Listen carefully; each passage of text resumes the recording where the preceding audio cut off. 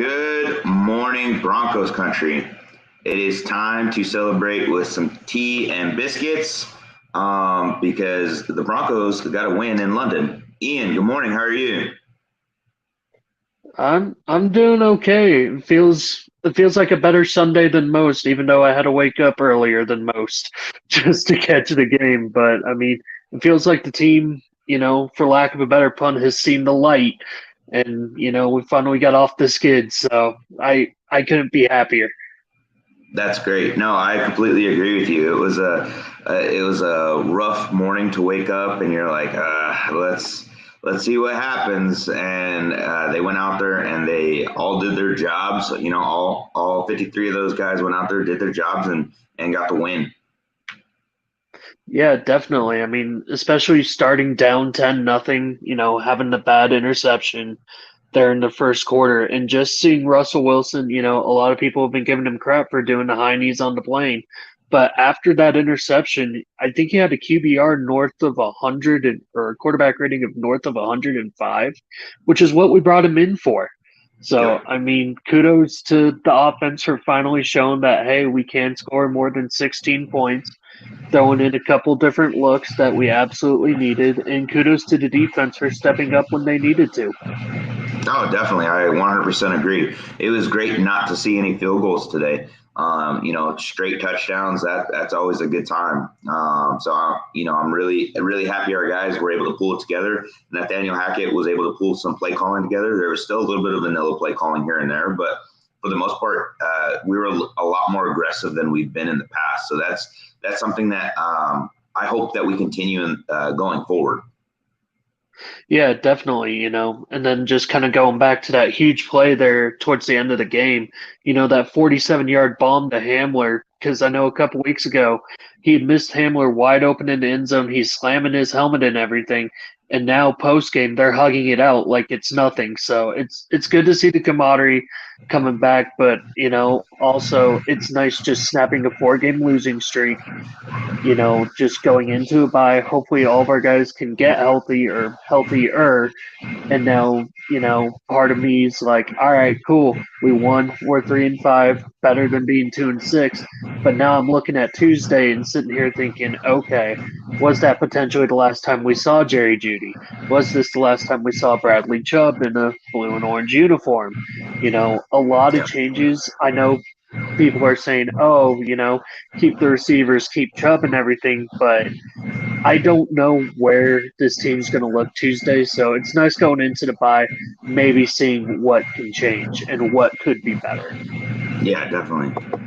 I'm going to add Keith here. Keith, good morning. How are you? Keith. Good morning, gentlemen. I mean, if I'm going to get up early and watch some football, at least I watched that game. At least we came out with the win. And I didn't even get time. We get to remove this score right up here, man. That'll be coming next, man. That'll be a nice for this. I might even jump up mid show and just disappear and get that taken care of. So, how you gentlemen doing? I'm doing great. We were just talking about waking up early, enjoying some tea and biscuits, and getting a Broncos win in London. That's always a good time. I do got to say I did have a raisin English muffin, so I don't know if that counts. I did as best as I could. And coffee because I'm not a tea guy. So there you Yeah, go. That's as close as I got, bud. yeah, definitely. Shoot. Just want to remind everybody to like, share, and subscribe to the Rocky Mountain Sports Network since we got a little break in the action here for a second. You can join us, Time to Ride, post game, and halftime shows.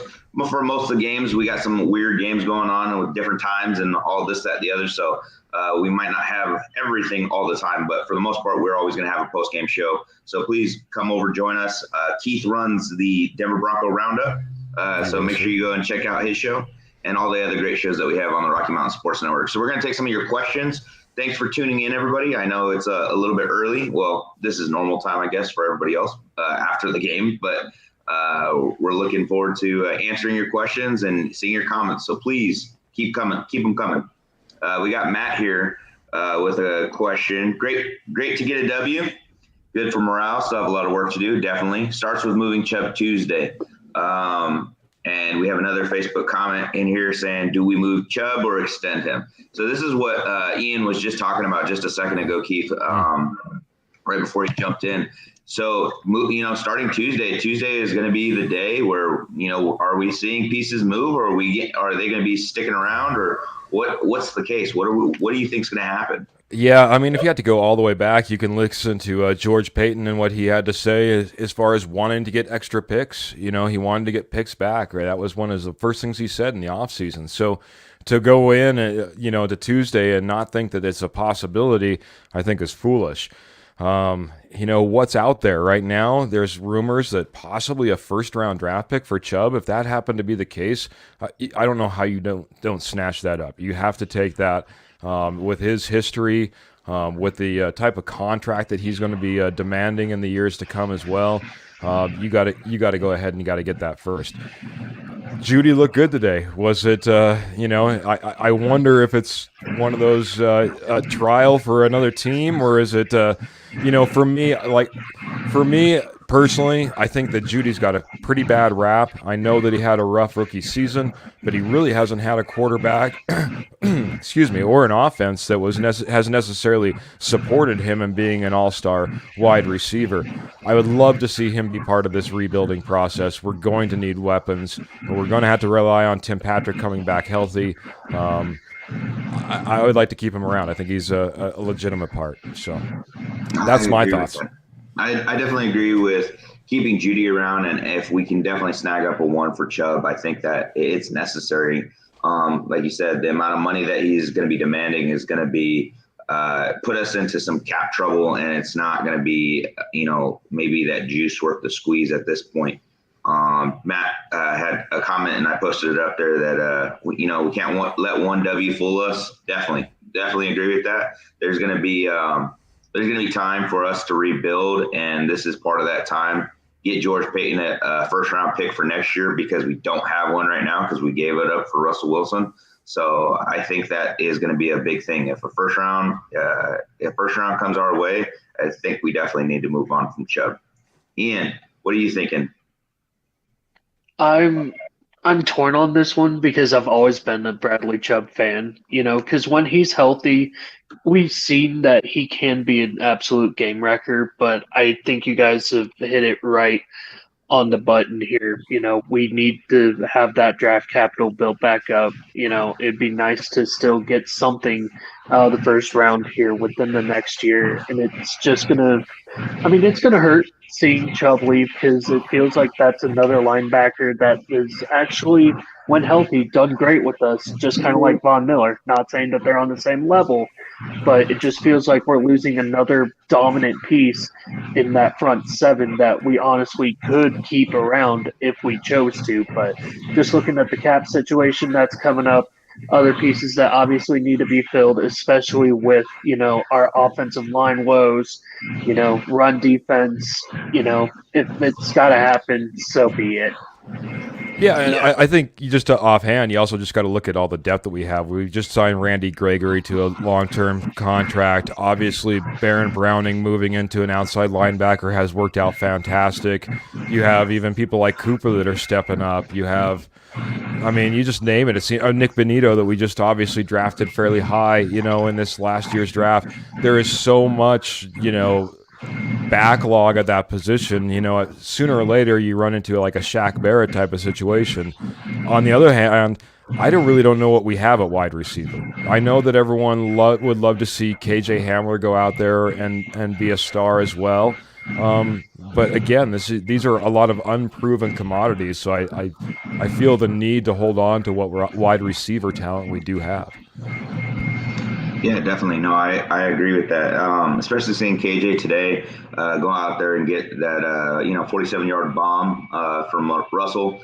We've been missing that. We've kind of been missing that. Jerry Jeudy's missed a couple. Sutton's missed a couple because they just don't have the speed to get down the field for some of those long bombs. And it was nice to see KJ out there today, extending himself out and getting to the ball. He even had to slow down a little bit to catch that ball because he was running too fast. So that was nice to see that we had somebody down there available for us. A little disappointing on that long throw, though, where we had Dulcich and Hamler, I think it was, that Russell ended up putting right in between them. Man, that looked like an opportunity big time there, and just missed. And it seems like we have a lot of those. For all the times that Russell Wilson has been underthrowing, especially in this game, it seemed like that's all he was doing. That overthrow. Geez, that was disappointing to me. But hey, we came out. We gotta stay positive, man. I think it's so easy to get into this mindset that we're a losing team. We did win today, guys. We won. We put up over 20 points on the board. We scored our opening possession in the third quarter in a team that's just absolutely struggled in the second half. I mean, it all in all, guys, you take the wins where you can and you build off them. Build off those W's. Yeah, we went 3 for 3 in the red zone. Yeah, 3 for 3 in the red zone, full 4 quarters of football. We did excellent today. Woo! So, I mean, Russell Wilson was 18 for 30 with over 200 yards. He had 252 yards today. We haven't seen that in any of the games to this point, I don't think. So that's been something very exciting. Hopefully, we continue to build off of it, and we get to continue to see the likes of Jerry Jeudy and Portland Sutton, because like you said, I don't think we have very much depth at the wide receiver position, especially with Tim Patrick being out. Tyree Cleveland is a guy that goes out there, but he's not a guy that's going out there for any passes when he's out on the field. Like he's not making moves. He is not any type of star caliber receiver. So we gotta see what we have at receiver. Yeah, you start offloading any of this talent, and heaven forbid you have an injury or something like that, and all of a sudden it's Kendall Hinton and it's like you said, Tyree Cleveland and stuff like that. These are not roster busters for anybody else, So we need to keep our talent, in my opinion. Thanks. Yeah. What Ian, what do you think the biggest takeaway from today's win was? Honestly, just seeing the offense actually getting it together finally. It could have gone a lot worse, especially with that first quarter interception. But just seeing the offense's ability to bounce back, put a lot of good consistent drives together, actually mixing up the run and passing. I know a few of us in the group chat, we were discussing, why isn't Russ under center more, especially with how much, like Miners was getting blown up by Smoot and things of that nature. But regardless of that, the fact that Russell Wilson stepped up in the bigger moments, and led this team like he was supposed to. It seemed like the communication, I don't know if it got better or, if either Russ or Hackett finally seceded and said, hey, fine, we'll do it your way. I don't know what happened in communication there in England that we haven't been seeing here in the States, but it worked fantastically today. Yeah, no, definitely. Keith, any thoughts? Yeah, I guess I would kind of mimic what he said. It was good to see some things start to click. It was good to see Russ and Dulcich start to get together. That was clicking very well, and just in general, the offense, to be able to move the ball, to be able to get some plays down the field. It was better to see some plays that weren't just underneath all the time. It seemed like we took advantage of some longer and some deeper plays. But just in general, I mean, this was, even though this defense came up big for us, it wasn't necessarily a game that we 100% relied on that defense, because we gave up over 150 rushing yards as well. So this did lie on the backs of the offense a little bit, and we went out there and we took care of it. And again, getting that W, just stacking W's. I think this is a big win for the offense, and now you get that bye week. You can get right and get healthy, and I think it just does a lot for that mindset for them. It'll be interesting to see how they come out after this bye. Yeah, we definitely saw some good things that came, even coming into this week. We had Josie Jewell back out on the field, and that was a big thing. And Quan Williams, I mean, coming up big with that interception at the end of the game. That is exactly what we need to continue to see. And our defense has been doing it week in and week out. Doing everything that they can to try to secure W's for us. So to see them to continue to do what they needed to do today, and then the offense just kind of clicking and putting it together, I think that was a huge thing for us.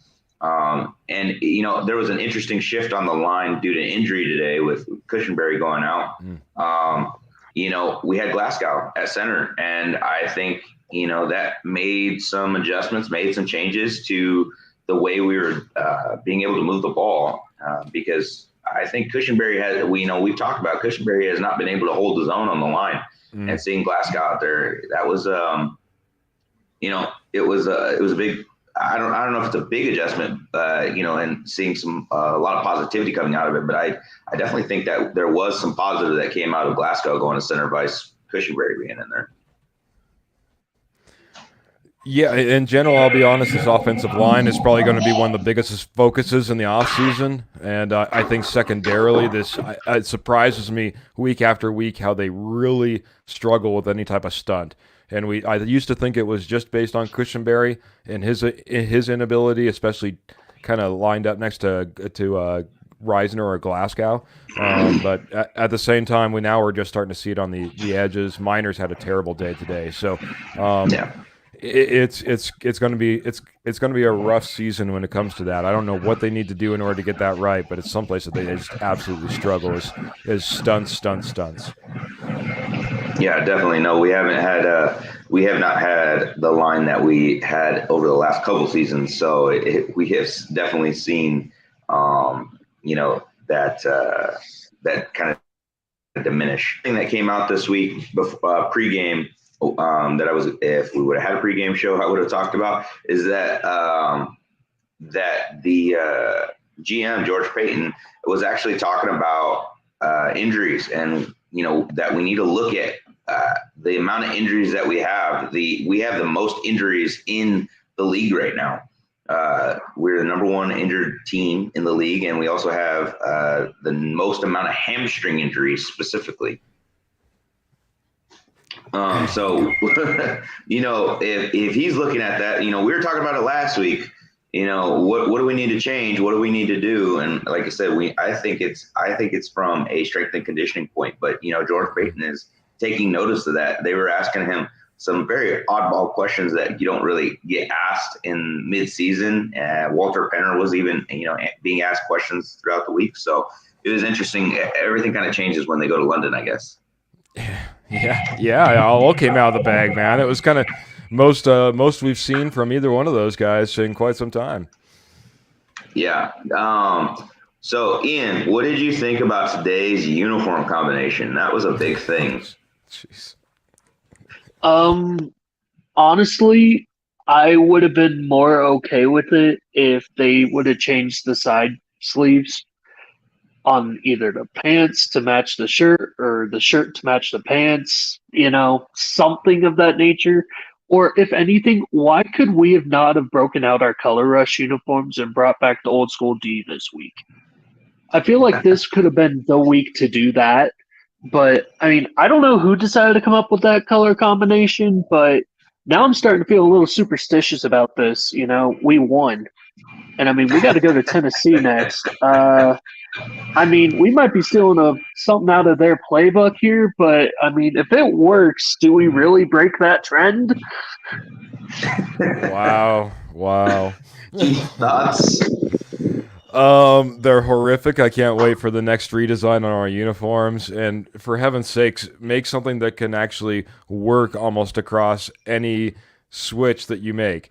Any top jersey should be able to work with any bottom jersey and vice versa. Just make it simple. Like you said, if the stripes don't even match coming down the sides, I don't care if they change colors, anything. Just make it all match. I'm not. Anyway, it was a good distraction by the PR team. I'll give them that. Thank goodness we came out with a W. Yeah, there was a lot of individuals that were really upset about the whole situation, that the team captains came out and they made this big change. They're like, well, they need to be focusing on football. They need to stop worrying about the jerseys, this, that, the other. But you know what? Like I said, I think it was a good distraction. It ended up making some waves, and we got a W with it. So, I don't know if I'm superstitious about it, but I'm not complaining. Whatever. Ian's got me thinking, man. I'm sorry. Now, thanks a lot, Ian. That's all I'm going to be thinking about on all the road games. It's like maybe we should bring back the white and blues. Hey, if that's what we got to do to turn the ship around and keep it right, then so be it. Yeah, find But some way to no, play I my mean, home games. yeah, wear the blue with the whites and then have those stripes completely mismatched. Make it a statement to the Walton Penner group that, hey, we need new threads all the way top to bottom. Let's make it happen. It's a rebellion thing. I love it, man. Yeah. Just bring back the color rush pants, you know what I mean, and just start mixing it up with everything else. That'd be great. Yeah, we go blue jerseys, orange pants. I mean, All right. hey, whatever we got to do. Yeah. So I just want to make sure that everybody remembers to like, share, and subscribe to the Rocky Mountain Sports Network. We're on YouTube, we're on Facebook, we're on Instagram, we're on TikTok, and we're on Twitter. So make sure to like, share, subscribe the Rocky Mountain Sports Network. Down below, it's all all the information is scrolling across the bottom there. I just want to make sure everybody is aware. So what do you think some of the biggest things for next week are, gentlemen? Going into the bye week, what do you think some of the things that we need to focus on over the course of the bye week? Ian, go ahead, man. Keith first. Yeah, Keith, you go first. All right, man. Now, obviously, Cushenberry, we have to figure out where he's at, if he's even, playable, come back from the bye week. But to me, it's all about this offensive line. This offensive line continues to let down. We didn't have a great day in the run game. Obviously, the pressure and the sacks that Russell Wilson had to take, he had to, I think if we get this offensive line right, we get it clicking, again, picking up those stunts and the like, I mean, we actually have something going, because what I saw through the rest of the offense, what I saw for the most part, maybe throw away the first few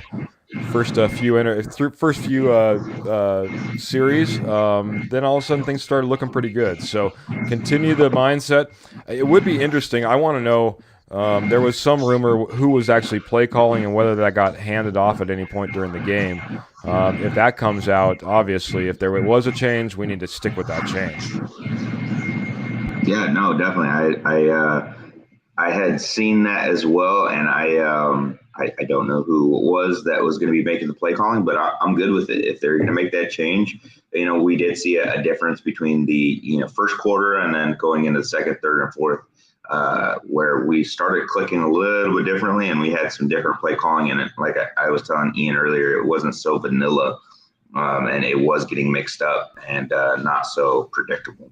I just want to hit this really quick because Siska came in and said big win, but it's just one game at a time. Absolutely, Sis. I would think we were talking about that a little bit earlier, whether it be, hey, do we still execute trades, or again, we just got to start stacking those W's. It's only one win as well. So thanks for joining in the show, by the way, Sis. So appreciate you.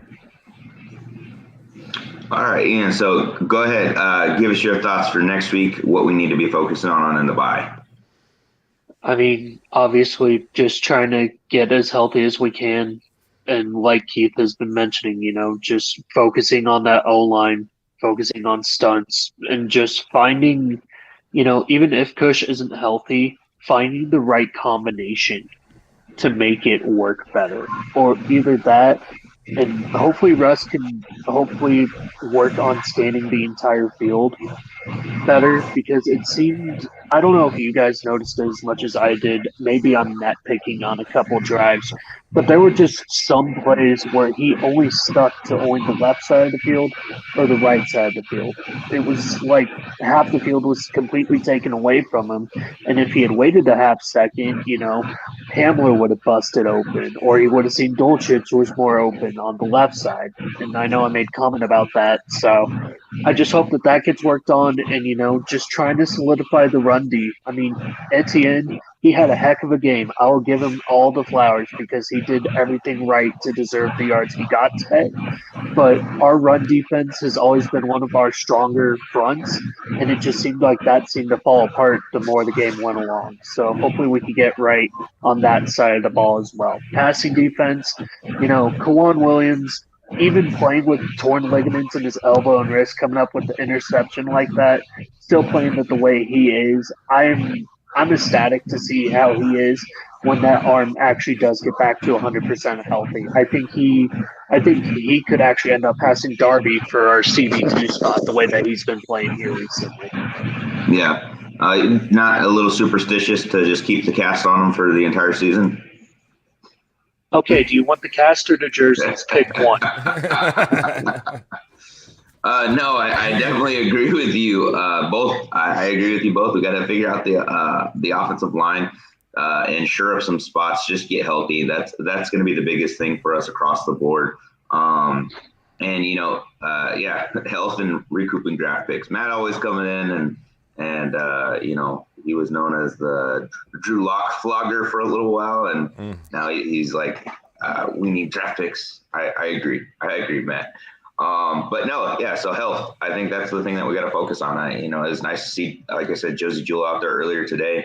And so we'll go ahead and see what happens with, the trades and whatever else is going to be going. But Kwan Williams, I agree with you. That was a huge stepping up today and getting the job done for us. Williams, the slot cornerback, he takes. I'm reading this. And he won't take the number 2 outside cornerback. I don't know. We'll see about that. Keith, what do you think we need to do to focus on going into the Titans game? I know it's 2 weeks away, but we have to find somebody to stop Derrick Henry, so that run defense this week is not going to be able to do that going into week 10, trying to stop Derrick Henry. Yeah. The funny thing is, like everyone said, I think we've been pretty good versus the run game. Etienne is a beast. You know what I mean? Like they were saying in the broadcast, he's got a burst, man. If you let him get past that first into the second level, watch out, because not only does he bring speed, but he brings a ton of power at the same time. He's not afraid to run you over. So I think we've already seen it. We just continue to build off of it. I was expecting this type of game out of Etienne. I expect maybe a somewhat similar, maybe a little bit less, but a similar game out when we match up against the Titans. What I'm most, interested in seeing, Malik Willis is getting the start this week. Tannehill is out.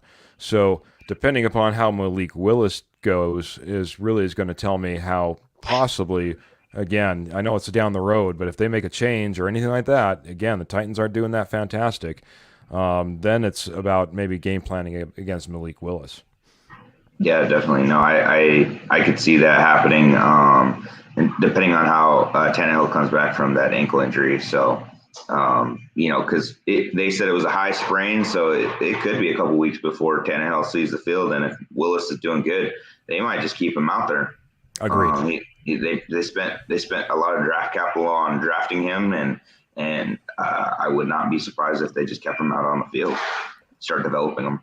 Yep. So Ian, what did you think about Russell Wilson and his high knees and up and down the plane? And his post game interview, I don't know if you guys were able to catch it or not, but he was pretty emotional. And seeing that was kind of interesting to me. That is the pressure starting to get to Wilson throughout the weeks of the losses and everything else? I know in the interview specifically, he said, this is my job. I'm an NFL quarterback. Basically the pressure is normal. But I think at some point we have to kind of look at, this is not what Russell Wilson is used to. He has not had a lot of losing seasons. So do you think the pressure is getting to Russell a little bit? I do, but I think half of it's self-inflicted, and I think half of it is coming from the fan base. Because let's be honest, as a fan base, we are one of those top 3, top 5 teams that expect greatness every year. We don't expect to have multiple or consecutive losing seasons, because I think if memory serves me right, during the entire time that Mr. B owned the team, we never had back-to-back losing seasons. So it's hard to continue to swallow that pill. So I do think that that's part of it. I do think he is hearing these outside voices, saying, hey, you're not living up to the hype. But again, a lot of us that are in the know understand that, hey, it will take time to develop. You know, I do think, missing the entire preseason, not having that team together, not getting those reps in, I think that did kind of burn us a little bit as well. Obviously, injuries is, you know, some things we just can't control, but the things that we can control, I think it's all in between the ears. And I think, with this win, I think there was a little bit of stress finally lifted off his shoulders because one, after that first quarter pick, he looked like the Russ of old. We might not have seen it on the scoreboard, but with his ability to scramble outside the pocket, improvise a little bit, throw it deep, we weren't sticking ourselves with checkdowns anymore. And I know that was a huge strain point for us as well, watching this offense, throw it deep. Please, for the love of God, throw it deep. And it would always be a check down here, a check down there, and stuff that we were used to, like with Teddy and Drew. So it's just nice seeing that being turned around as well. But, as far as the high knees at 37,000 feet, you wouldn't catch me dead doing that. I like my knees and my feet squarely on the floor of the plane as I'm flying, but, kudos to him.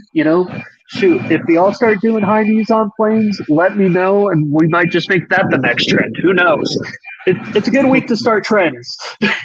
Yeah, definitely. Keith, your thoughts? Sorry, Mike there.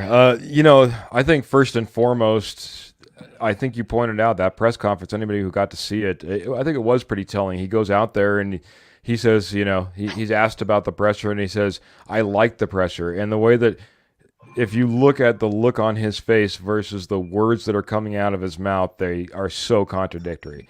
He, like you said, he looked like he was... He's been through a lot, and I will say that I think a lot of it is self-inflicted, from just the lifestyle and the persona that he puts out there, and the Danger Witch sandwiches at Subway, and the Let's Ride when you're walking off the podium, even though you've had a devastating loss.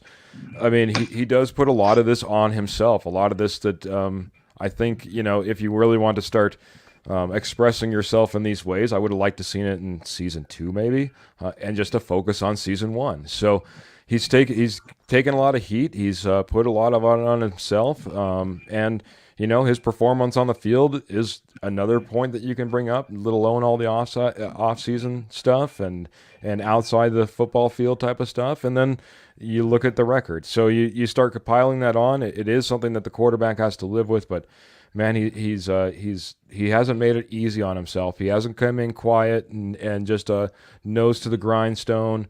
We're gonna go ahead and we're just gonna prove it with what we do on the field type of mentality.